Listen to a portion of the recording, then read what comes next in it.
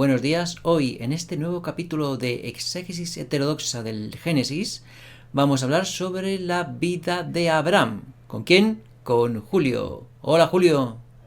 Hola José, ¿qué tal? Un saludo a todos. En el capítulo anterior lo dejamos en el capítulo 11 del Génesis. A modo de resumen, cuéntanos. Pues sí, en el capítulo 11 se nos habla de que eso, cuando en tiempos de Noé, cuando la humanidad se volvió a esparcir, pues todos hablaban una misma lengua y que al partir a oriente hallaron una llanura en Sinar, que está en Mesopotamia, entre los ríos Tigris y Éufrates, y se asentaron allí. Y allí hicieron ladrillos cocidos y con ellos, en vez de piedra, edificaron una ciudad y una torre, que es la conocida Torre de Babel, que pretendían llegar con ella al cielo para hacerse un nombre, por si fueran esparcidos por la tierra, es decir, para ser engrandecidos y aclamados por sus obras, que más bien iban en contra del bien y de la voluntad de Dios. Por lo que, viendo Dios sus intenciones y acciones, pues decidió confundir su lengua para que no se pudieran entender entre sí y se esparcieron entonces sobre la tierra, como ya les había indicado que hicieran, dejando así de edificar esta ciudad de Babel, que significa, por cierto, confusión. Es decir, los habitantes de Babel no se consideraban a sí mismos babelitas. Babel es como la llamaban los hijos de Dios, porque significa confusión. Por un lado, porque estaban confundidos, y por otro, porque allí es donde se confundió la lengua y surgen las distintas lenguas o culturas de los hombres. Y seguidamente se nos relata que las generaciones de los hijos de Noé, pues que se engendró a Axfarad y a Sala y hasta a su vez a Peleg y Reu, así, hasta llegar a Taré, que es el padre de Abraham, que era un sumerio, por así decir. Se sabe que era un alto mando militar sumerio, un coronel o algo así. ¿Dónde estaba Babel? ¿En Mesopotamia? Sí, entre los ríos Tigris y Éufrates. De hecho, Babel la encontró Ron Wyatt, la torre de Babel, la encontró Ron Wyatt, los restos, que estaban muy, digamos, destruidos, pero luego además fueron cubiertos porque se construyó una presa por allí, por la zona, y inundó toda la zona. Así que ahora ya no se pueden encontrar, pero pondré alguna foto de los restos que encontró Ron Wyatt. ¿Quién es? ¿Un arqueólogo? Sí, Ron White es un arqueólogo aficionado, era un dentista anestesista, adventista, que pues por determinadas circunstancias de su vida se sintió muy inspirado, incluso, bueno, sí, se sintió muy inspirado y encontró algunos indicios y se fue a la zona de Oriente Medio, de la zona bíblica, a buscar restos y encontró montones, desde el arca de Noé a los restos de los carros del faraón bajo el Golfo de Acaba, Sodoma y Gomorra o los restos de la Torre de Babel, en este caso, entre otros, aún incluso más significativos como el Arca del Pacto. Pero siendo dentista de profesión, ¿qué equipo tenía para hacer todas esas excavaciones? Pues el que se compraba él mismo y luego pues los permisos que pedía a los distintos países y sitios para poder acceder. Es, digamos, autodidacta. ¿Y ha dejado escrito algún libro sobre el tema? Sí, tiene muchos libros, no, pero tiene, digamos, bastantes conferencias y hay varias páginas en diversos idiomas, pero tanto en español como en su idioma nativo. Tiene un museo también, el Museo Ron Wyatt en Estados Unidos, que recientemente se cambió de ubicación.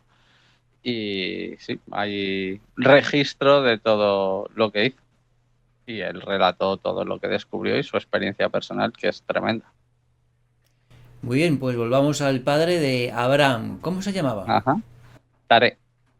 Taré, el padre de Abraham, tuvo a Abraham 402 años después del diluvio. Si vas sumando la genealogía de cuando tiene el hijo a uno a cuando ese hijo tiene su hijo, pues vas viendo los años que transcurren porque te los va dando Y entonces ves que Abraham nació a los 402 años después del diluvio.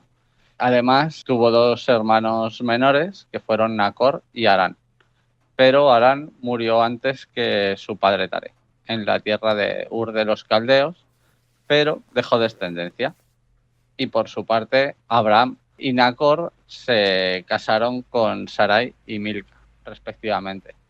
Pero la esposa de Abraham, Sarai, era estéril. Y Milca era a su vez hija de Harán, el hermano fallecido.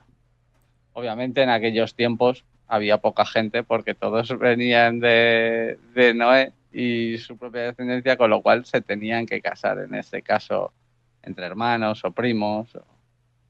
Es conocimiento público que los hijos de hermanos y de primos suelen tener defectos genéticos. ¿Cómo es que no tenían ellos estos fallos? ¿O sí los tenían y por eso vivían cada vez menos?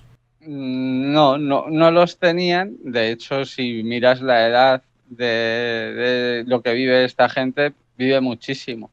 Viven 400 años todavía y cosas así. Pero la cuestión es que como que la genética se ha ido degenerando más. O sea, no es algo bueno en sí, pero no, como que no había más remedio. Pero sobre todo cuando hay genéticas ya bastante degradadas, por así decir. Pues, las costumbres, que afectan biológica y psicológicamente, y entonces, pues entre parientes sí, efectivamente no es recomendable reproducirse, y de hecho la misma Biblia te dice que no se junten entre hermanos, primos, eso digamos está prohibido. Más adelante se lo da en la ley de Moisés, en la ley oral. Claro, pero hasta entonces no estaba prohibido porque todavía no le habían Claro, dado las leyes a Moisés. claro. Bueno, no le habían dado las leyes, pero como vemos, esas leyes ya se contemplaban, pero con reservas, por así decir, lógicas. Como es que si no tienes más que hermanos y primos para reproducirte, porque resulta que todos vienen de una misma raíz, pues a la fuerza, ¿no? No me acuerdo cómo era el refrán, pero vamos, en fin, que no les quedaba otra. Pero las leyes sí estaban vigentes, porque como vemos, se hace sacrificio de animales, tanto como alabanza como por arrepentimiento, y veremos ahora otra serie de cuestiones que estaban vigentes, que en parte son de sentido común también, pero bueno.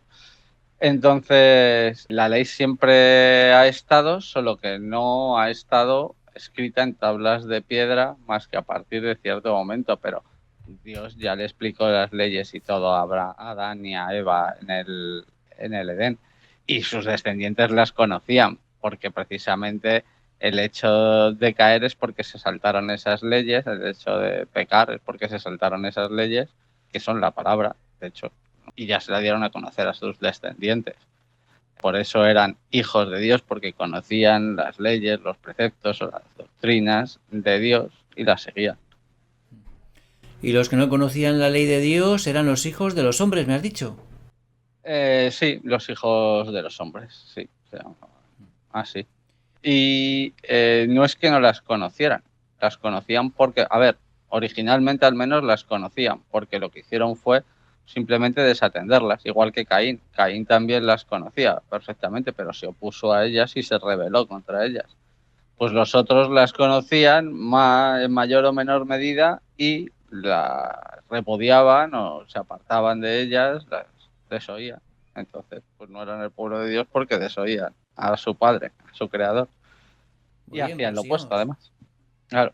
Bueno, pues Taré decide emigrar de Ur de los Caldeos con Abraham, Sarai y Lot, que a su vez era también hijo de Harán, el hermano fallecido, para ir a la tierra de Canaán, pero se asentaron de camino a Canaán en un lugar llamado también Harán, como el hermano fallecido. No sé si es porque era su tierra donde falleció el hermano o qué. Bueno, y se asentaron allí, y allí murió Taré a los 205 años. En Arán, pero ¿no existe un valle que se llama el Valle de Arán? Sí, pero eso está aquí, en España, en Aragón, en los Pirineos. ¿En honor a Arán? No, porque este Harán es con H y el Valle de Harán es sin H, pero igual sí guarda alguna relación por transferencia cultural o algo así. No lo sé exactamente porque el Valle de Harán se llama Valle de Harán. Muy bien, sigamos. Pero este está en Aragón, no en Mesopotamia. Bueno, pues seguimos con el Génesis 12, que es Abraham en Egipto. Porque Jehová le dice a Abraham que una vez ha fallecido su padre y demás, que abandone la tierra de sus parientes y vaya, como ya se encaminaba su padre, a la tierra de Canaán, donde haría de él una nación grande. Es decir, si te fijas, el concepto que usa hace de él una nación, porque si te fijas, nación hace referencia a los nacidos.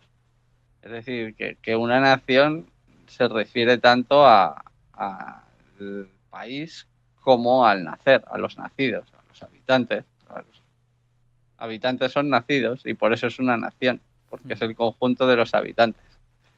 Así pues, parte Abraham con su esposa Sarai, Lot y todos sus bienes y personas a su cargo.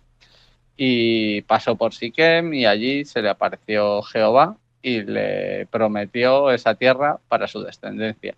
Y Abraham entonces le levanta un altar en su honor y luego prosigue el camino hasta Betel y de allí hacia el sur.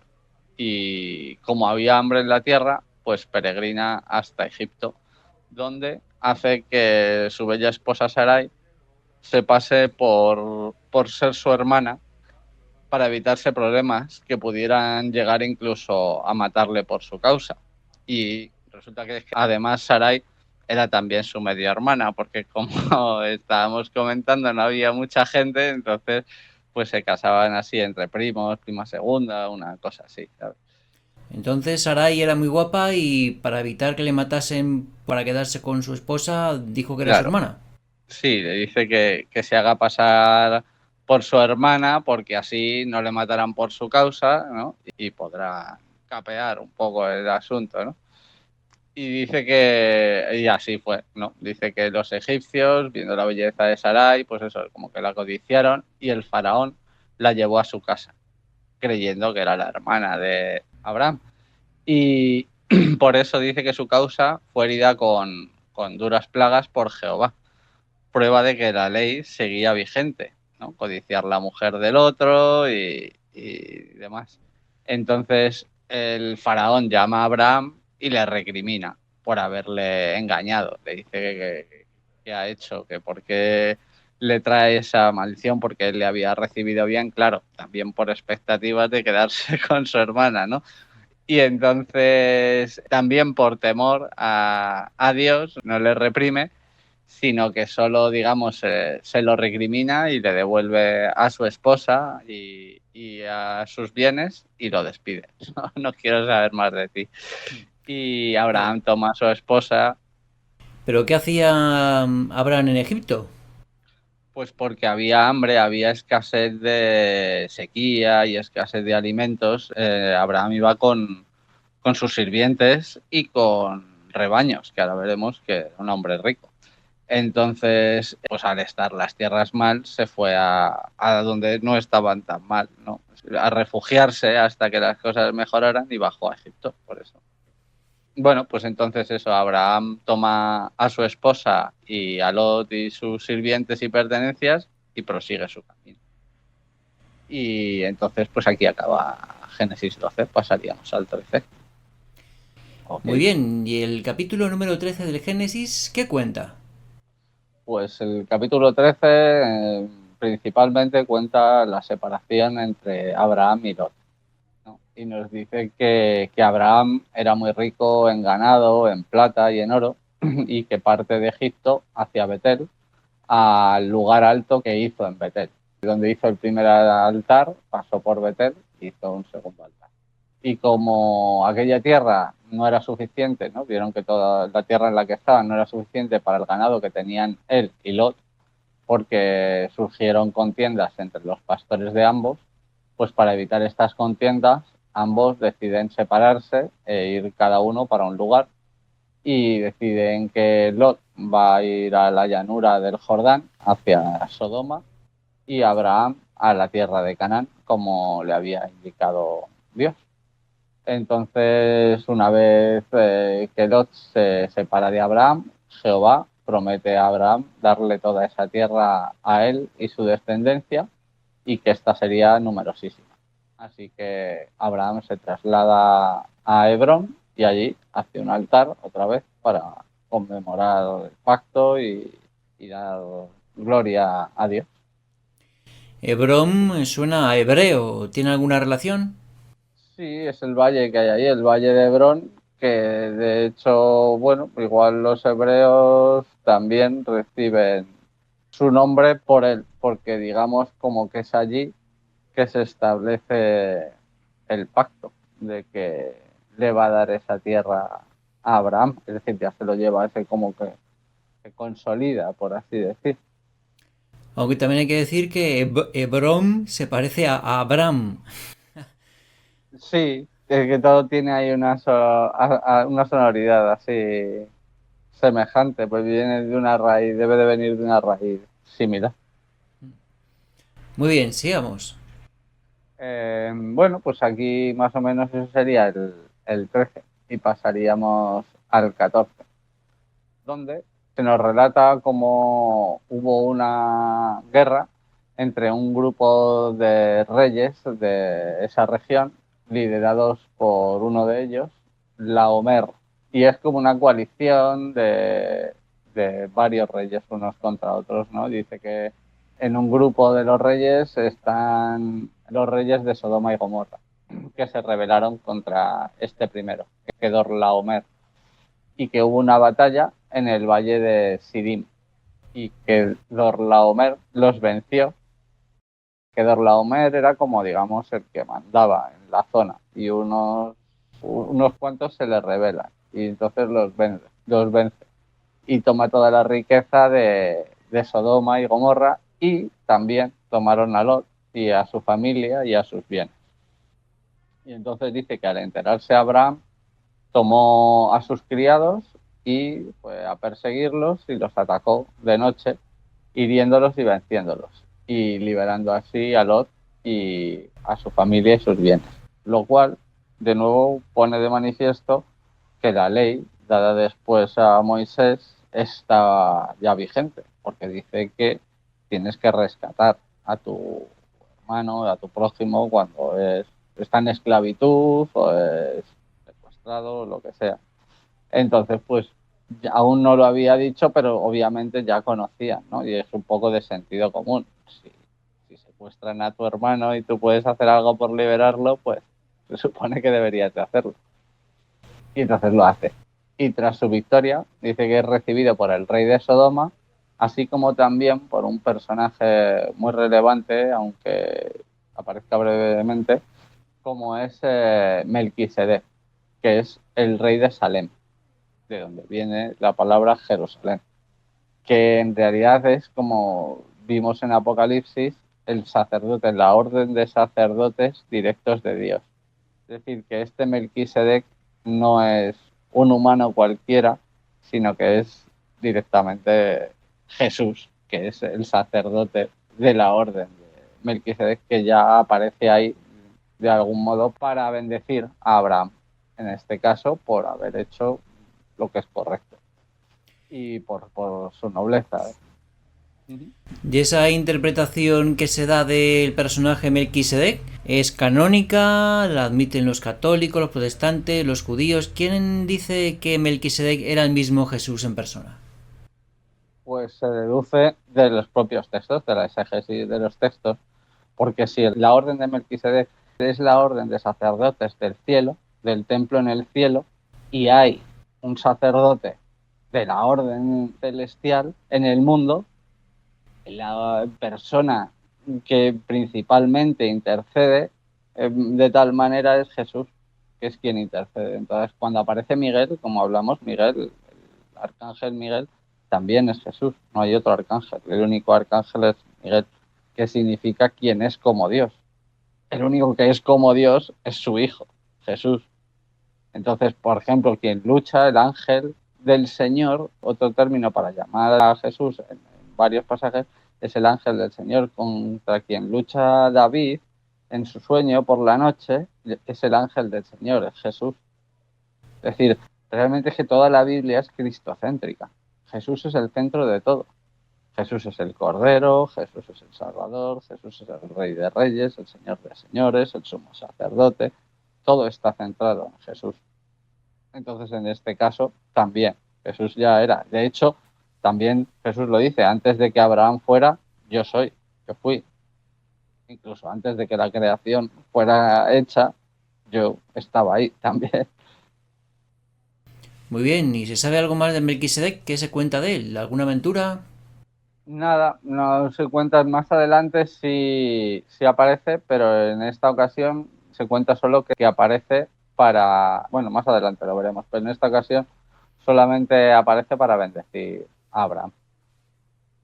Y nos dice también que el rey de Sodoma pretende retribuir a Abraham con los bienes capturados como parte de estos, pero este se rehúsa, aceptando solo la comida para él y sus hombres para que no se crea que le debe nada. Como no quedar en deuda ni que se sienta atado por ningún pacto ni nada con él. Seguir manteniendo su independencia. Ahí acaba el 14. Muy bien, y continuamos con el capítulo número 15 del Génesis. Muy bien, pues en el 15 básicamente nos habla de la promesa de Jehová a Abraham, ¿no? Porque dice que después de estas cosas habla Jehová con Abraham y le informa de que será protegido y bendecido. Y Abraham le dice que qué bendición puede tener sin descendencia. Y Jehová le dice que igual que le dio la tierra donde habita, le dará descendencia y que esta descendencia será muy abundante y heredará aquella tierra. Y Abraham le cree, a pesar de su avanzada edad y de la esterilidad de su mujer, y esta fe también le fue contada por justicia. Y según las instrucciones de Jehová, Abraham hace un sacrificio de animales consagrados y en el proceso cae dormido. Y tiene un sueño profético bastante relevante del que luego le revela a Dios su significado, según el cual, a pesar de lo dicho, su pueblo permanecería en el exilio por 400 años, tras los cuales serían liberados por juicio de Jehová contra la nación que los tendrá sometidos. Es decir, es la historia de la esclavitud en Egipto y de lo que sucedería con Moisés y las plagas. Y así también le dice que aún así él será sepultado en paz junto a sus padres ya en su vejez. Y luego, pues, al anochecer, aparece un horno de fuego y una antorcha humeante y se entiende que consumirán los animales del sacrificio y Jehová sella su pacto con Abraham. Y asimismo se describe que la tierra que le da va del Nilo al Éufrates, que es lo que pretenden suplantar y emular los sionistas, ¿no? Que no son para nada judíos ni religiosos, pero usan la excusa judía y religiosa para apoderarse de esa región estratégica actual. Como de hecho también se profetizaba, ¿no? Porque como vimos en el Apocalipsis, se dice que en los tiempos finales se volvería a establecer la nación de Israel, pero una nación de Israel opuesta a Dios, controlada por el enemigo, dominada por la bestia. ¿Y eso dónde lo dice? Eso lo vimos en Apocalipsis. No me acuerdo exactamente en qué capítulo de Apocalipsis, pero básicamente como Apocalipsis relata los acontecimientos de los tiempos finales y en el final de los tiempos finales dice que eso, que volvería a estar el reino de Israel y que se pretendería construir e incluso se construiría un falso tercer templo para suplantarles, para que el anticristo dominara, digamos, el mundo espiritualmente y satánicamente desde él, para establecer su poder ahí. El anticristo, que es quien monta la bestia y que es la cabeza de la gran ramera, que es la iglesia apóstata, y que está usando a los judíos de pantalla, de excusa para ponerse luego él a los judíos que no son judíos, porque como digo, como te comentamos, son los sionistas principalmente quienes mueven este asunto que es político, más que religioso, dado que es opuesto, porque cuando Jehová les echa, es que no tienen ya por qué volver, a salvo que Jehová les diga volver, pero eso no ha sucedido, ni sucederá. Claro, porque les quitó la tierra prometida al no haber reconocido a Jesucristo como el Mesías. Sí, claro, eso por un lado, y por otro lado, que como no cumplieron su cometido como el pueblo elegido, que era dar a conocer la doctrina y la fe de Dios y de Jesús al mundo entero, y tampoco reconocieron, pues les destierra. Y como ya esa doctrina está dada al mundo entero, no hay razón de ser para que volverles a dar la tierra. Porque precisamente otra de las razones para esparcirles es saber si de una vez reconocían que habían fallado, se arrepentían y daban a conocer al mundo las doctrinas de Dios. Pero claro, no han hecho eso, también porque el enemigo se lo ha impedido, pero porque ellos tampoco han estado por la labor, sino que se han aliado con el enemigo para prosperar en vez de para servir a Dios. Claro, todo esto desde una óptica cristiana. Claro, claro, desde una óptica bíblica. Ellos obviamente, desde el punto de vista del Talmud, de los traidores, pues claro, no te van a reconocer que son unos traidores y unos necios, pero el hecho es que lo son, ¿no? Bueno, ya se lo dirá Dios cuando vuelva. Bueno, pues sigamos. Ok, seguiríamos con el 16, donde se nos habla de Ismael principalmente, porque como Sarai no consigue darle hijos a Abraham, demostrando su falta de fe en Dios, en este caso su debilidad, su flaqueza, pues Sarai le propone a Abraham, de nuevo es Sarai quien le propone a Abraham, curiosamente, el mismo patrón, ¿no?, de Adán y Eva, tener un hijo con su sierva egipcia Agar. Y Abraham accede, como Adán, a la propuesta de Sarai y tuvo un hijo con Agar. Y luego Agar miraba con desprecio a Sarai. Y Sarai desafió a Abraham a que juzgara y Abraham la puso en sus manos. Como entonces Sarai afligía a Agar, pues ésta huyó al desierto, donde el ángel de Jehová, que vuelve a ser Yeshua, la encontró y se interesó por ella y su situación y le indicó que volviera con su misión y que él multiplicaría enormemente su descendencia, así como que llamara a su hijo Ismael.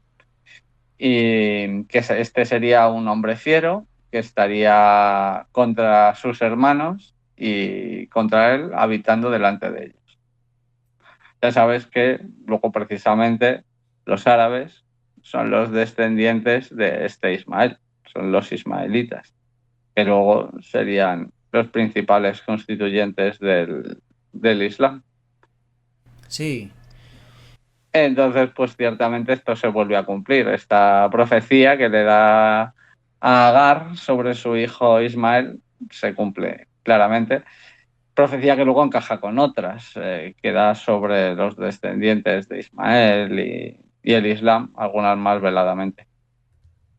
El caso es que, pues bueno, ya concluye el capítulo diciéndonos que Agar dio a luz a Ismael cuando tenía 86 años. ¿Quién tenía 86? ¿Agar? Agar, sí. Vale, la egipcia, esa esclava Sí. de La Sarai. sierva, sí. La sirviente de Sarai, sí. Eso es. Pues sigamos. Pues aquí un poco, hasta aquí un poco lo he desarrollado. Ya continuaríamos si quieres, porque esto es un poco como la vida así de Abraham, ¿no? Y ya pues seguimos en el próximo, si quieres, con Isaac. Ya es el que da origen a la nación de Israel, porque como veremos, Isaac se convierte en Israel. Y de Israel, de ese nacido, sale esa nación, Israel. Muy bien, y ya para terminar, ¿qué querría decir? Pues bueno, en síntesis, yo creo que podemos ver cómo Dios siempre se ha preocupado de mantener un remanente de su simiente espiritual para el bien y la salvación de la humanidad, ¿no? Para cumplir con su palabra, dando muestras de su autoridad y poder, tanto comedidas como devastadoras, como fueron el diluvio, pero siempre en pos de salvar a la humanidad y de cumplir con su palabra, la cual pues nos ha transferido a través de concretos representantes elegidos por su fidelidad y nobleza de carácter, a pesar de sus defectos humanos, que siempre quedan tan bien patentes.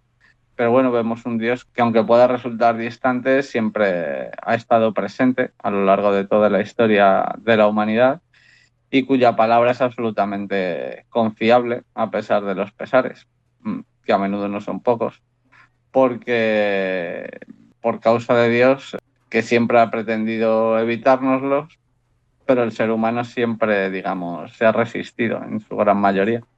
Así que eso es lo que vemos un poco en estos pasajes, como en otros. Muy bien, y volviendo a la figura de Melquisedec, hay quien la asocia a Jesús, pero eso seguro que no son los judíos. Los judíos, al interpretar la Biblia, no asocian a Melquisedec con Jesucristo. Claro, lo entienden como un enviado de Dios, un alto representante de Dios, y lo es. Jesús es el más alto representante de Dios, el Padre. De hecho, el Hijo es su único representante válido, por así decir, con plenipotenciario, ¿no? Porque puede en otras ocasiones aparecen otros enviados, como por ejemplo Gabriel, el ángel Gabriel, que no es un arcángel. Arcángel solo es Miguel, porque solo hay un jefe de todos los ángeles. Pero digamos que sí hay, podría decirse que hay una jerarquía, ¿no? Dios en algún momento lo expresa que en el cielo también hay un orden, hay jerarquías. Podríamos decir que Gabriel es un alto ángel, ¿no? Que si Melquisedec era Jesús también a ojos de los judíos. No, porque los judíos no conocían a Jesús, podían entender que era un alto enviado, pero como todavía no conocían al Hijo, ¿sabes? Aunque deberían, porque como veremos, bueno, en Génesis 1 ya lo vimos un poco, porque dice el propio Dios, ya pone que a través de un sacrificio sería la salvación del mundo. Y como veremos más adelante, él dice que será él quien ponga el sacrificio, con lo cual ya deberían de esperar. Pero claro, era mucho asociar. Es que hay cosas del Antiguo Testamento que no se pueden entender sin el Nuevo, así como hay cosas del Nuevo que no se pueden entender sin el Antiguo. Por eso no son dos religiones diferentes, son exactamente la misma, porque la una es coherente con la otra y la otra sin la una, y la una sin la otra no tiene validez ni se puede entender. Es un mismo Dios, de hecho, como es lógico. Y lo que me has contado de que el ángel o arcángel San Miguel también era Jesús, pues eso seguro que tampoco es canon dentro de la visión judía de la Biblia. El canon lo marca la Biblia, el canon es la Biblia. Es decir, hay libros apócrifos porque no cumplen con el canon de todos los demás libros bíblicos, de los 66 libros bíblicos, que están absolutamente contrastados y son absolutamente coherentes entre sí. Luego lo otro es el catecismo, que es una deformación gnóstica, una paganización gnóstica de la Biblia, de los textos del canon, hecha por el catolicismo. Básicamente, pues como hicieron los judíos, es exactamente igual con su Talmud y con la Cábala. Hicieron sus cábalas. Pues los unos y los otros hicieron exactamente lo mismo. De hecho, el enemigo usa siempre las mismas tácticas contra Dios y contra la humanidad, ¿no? La dialéctica hegeliana, la tesis, antítesis, síntesis y el orden del caos, pues Satanás siempre usa las mismas tácticas y Dios siempre usa los mismos argumentos y la misma forma, porque lo que es justo no va a dejar de ser justo y lo que es injusto y malvado, pues parece ser que tampoco va a dejar de serlo, como es Satanás. Lo que quería decir es que los judíos creyentes no creen que el arcángel San Miguel sea el propio Jesús. No, claro, en principio los judíos, ya te digo, ni siquiera conocían a Jesús. y luego cuando le conocieron, le negaron. Entonces, si le negaron en propia persona, ¿cómo no le van a negar en su aparición? Es que, de hecho, quien le revela, yo creo que esto ya lo comentamos, quien le revela las tablas a Moisés es Jesús. ¿Sabes? Es el ángel del Señor o el mismo Dios, que es que, porque el Padre y el Hijo se llaman igual, Jehová, que es un título, que significa yo soy el que era, fue y será. Y como ambos son eternos y son padre e hijo, y pues como el padre e hijo que se llaman igual, pues se llaman igual, porque tienen el mismo título, la misma naturaleza, el mismo espíritu, pues también el mismo nombre. Entre otros, luego Jesús tiene unos nombres que no tiene el padre y el padre tiene unos nombres que no tiene el hijo, pero tienen nombres que comparten. Y en este caso, de hecho, el Padre no aparece, Dios Padre no está en la Biblia más que mencionado, pero no aparece personalmente, porque él precisamente cuando aparece personalmente, que es en la segunda venida, que Dios también viene junto con Jesús, se destruye el mundo, porque ante la presencia de Dios Padre no puede haber el más mínimo pecado. Entonces, cualquier pecado y pecador muere instantáneamente delante de Dios. Si Dios Padre hubiera aparecido en el mundo ya habría sido condenado. El que aparece es el Hijo, que es el intercesor, nuestro abogado. Pero aparece con su cuerpo, digamos, divino, con su cuerpo celestial, en la zarza. Entonces, en el paraíso, cuando está Adán junto con Eva y Jehová, no es Jehová quien está, sino es Jesucristo. No, ahí sí puede estar el Padre, porque ahí no había pecado. El mundo era como lo habían creado originalmente. Es entonces, es con el pecado cuando Dios, que es el juez, se aparta. O sea, el juez no tiene contacto con los delincuentes, es el abogado el que media entre el juez y los acusados. En este caso nosotros. Y luego está Satanás, que es el fiscal, que también media, pero para acusarnos. Y tentarnos y hacernos caer para acusarnos. Mientras que Jesús, por otro lado, es el mediador para la salvación, para instruirnos a no pecar, a llamarnos a arrepentimiento y ser salvos. Muy bien. ¿Y algún comentario sobre este adendum? Bueno, pues en relación a lo que hemos comentado, ¿no? Y que comúnmente se propaga eso de que el Dios del Antiguo Testamento es un Dios castigador y de celoso y demás, mientras que el Dios del Nuevo Testamento es un Dios de amor y de compasión.